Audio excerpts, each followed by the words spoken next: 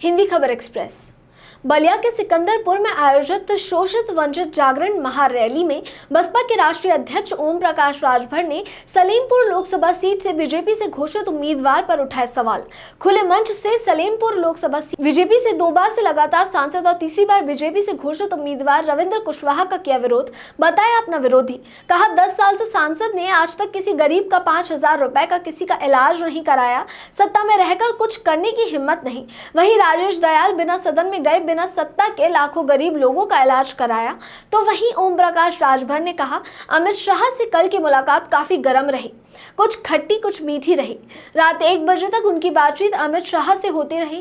पहले अमित शाह के बुलाए जाने पर इनकार कर दिया, फिर अमित शाह द्वारा मुझे जिद्दी कहने पर गया। दरअसल आपको बता दें, ओम प्रकाश राजभर सलेमपुर लोकसभा सीट से बसपा के लिए मांग रहे थे, जहां से वह राजेश सिंह दयाल को बहुनव लड़ाना चाहते थे। राजेश सिंह दयाल एक बहुत बड़े कारोबारी हैं और उनसे राजभर के पारिवारिक संबंध भी हैं। राजेश दयाल के देवांगत बेटे ओम प्रकाश राजभर के बेटे अरविंद राजभर के क्लास फेलो भी रहे हैं। इसी वजह से उनके लंबे समय से पारिवारिक संबंध रहे हैं। अभी हमारे कुछ साथी बता रहे विरोधियों के विषय में क्या कहें।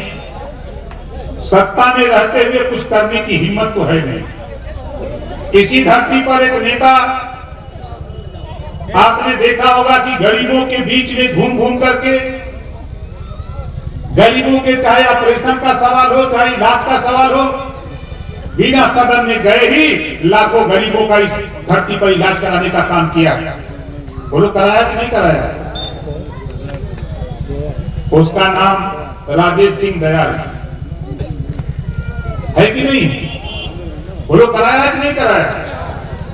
बिना सत्ता में गए वो व्यक्ति की मंशा थी कि ओम प्रकाश राजभर के साथ कंधे से कंधा मिलाकर जो ये गरीबों की लड़ाई लड़ता है, हम सत्ता से जो होगा वो होगा, बिना सत्ता के भी हम अपनी ताकत इन गरीबों के बीच में इनके कल्याण के लिए लगाने का काम करूंगा। हम लोगों ने बड़ी कोशिश की। कल फोन आया कल 12 बजे